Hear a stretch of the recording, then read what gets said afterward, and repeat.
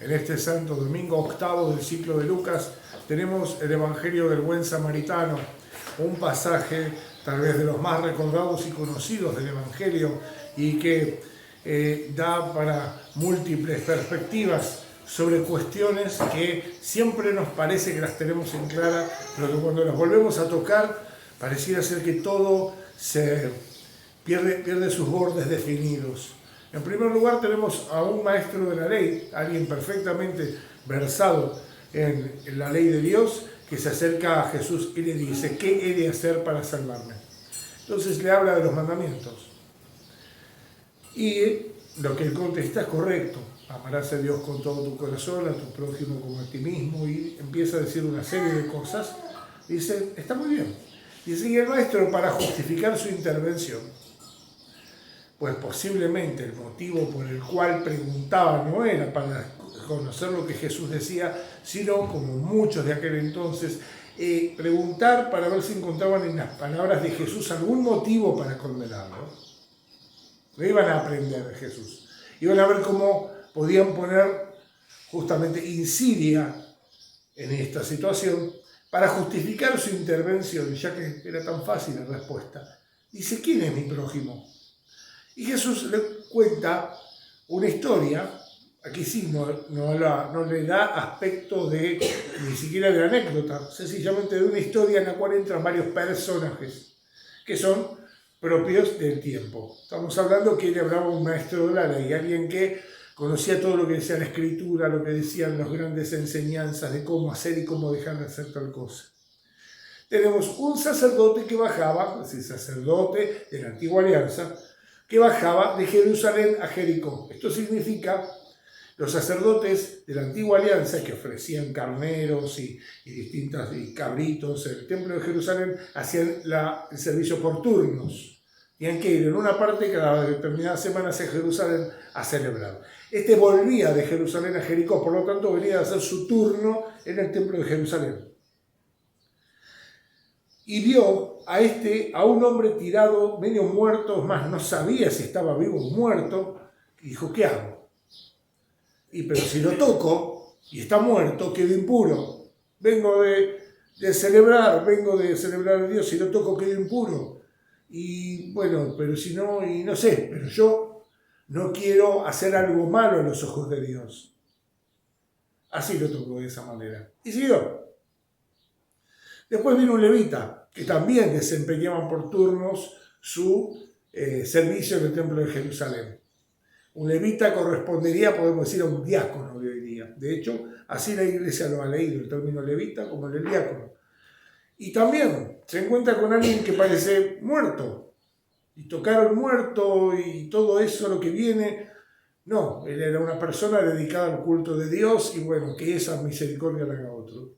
Y vino un samaritano que andaba por ese camino, un camino bastante peligroso para él, porque al ser samaritano, obviamente que si lo reconocían, le iban a maltratar mucho como mínimo, porque era un enemigo del pueblo de Israel. Y cuando vio esta persona, no tuvo otra consideración que acercarse para ver qué podía hacer. Ya sea cumplir con el entierro de un muerto, que es una obra buena, o de curarlo, que es otra obra mejor. Efectivamente estaba vivo, él tomó de todo lo que tenía, puso todo lo que tenía a disposición, dejó de hacer todo lo que estaba haciendo y se procuró de que ese hombre alcanzara la salud. Dejó de su dinero a la persona del albergue lo necesario y a mi regreso te pagaré lo que falte.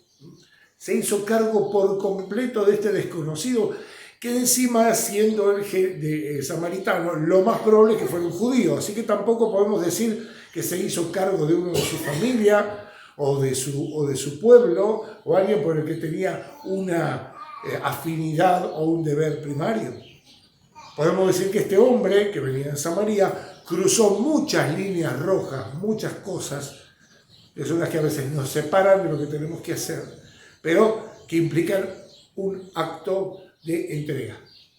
Pero lo más todavía, digamos así, conmovedor es que la pregunta que le dice Jesús es quién de estos tres se portó como prójimo del que estaba medio muerto. No le dijo quién de estos tres consideró como un prójimo al que estaba medio muerto.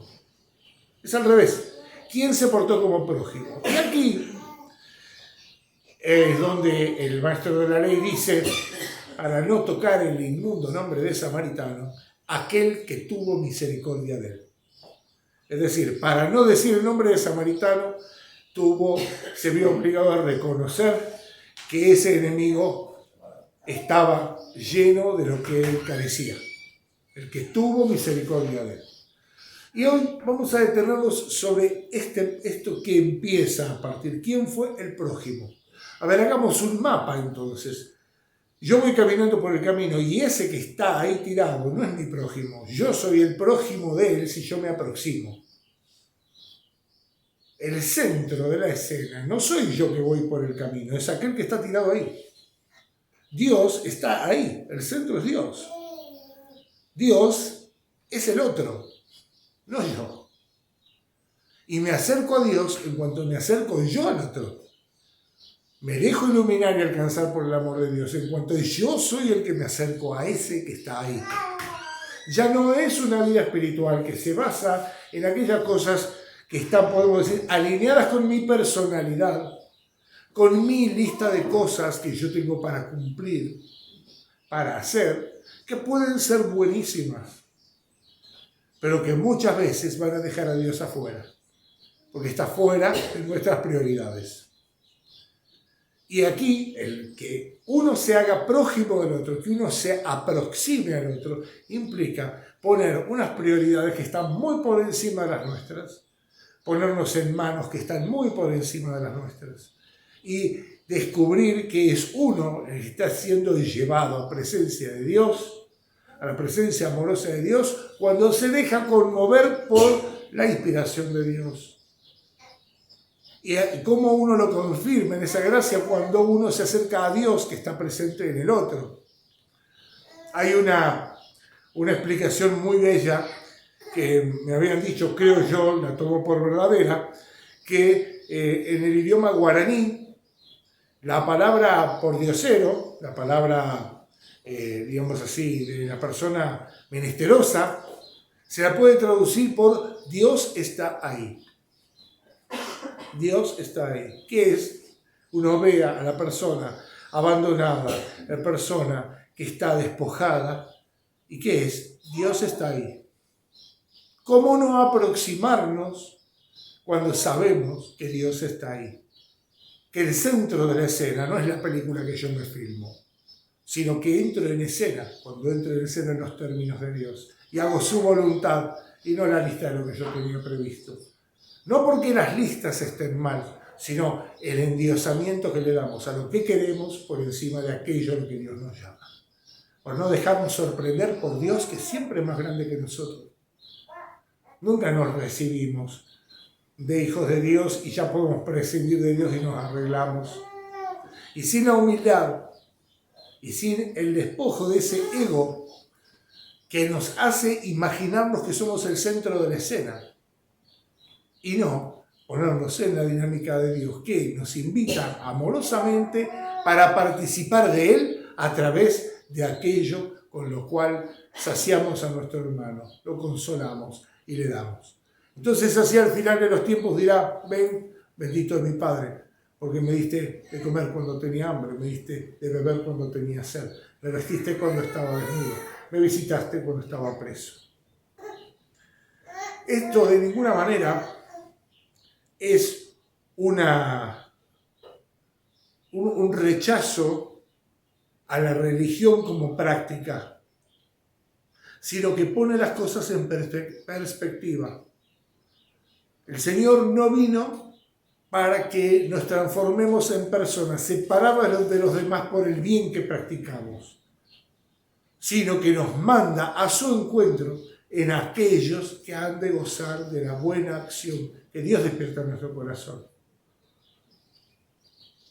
Solo llegamos a poseer aquello que somos capaces de dar, porque aquello que no podemos dar, no lo poseemos, nos está poseyendo a nosotros.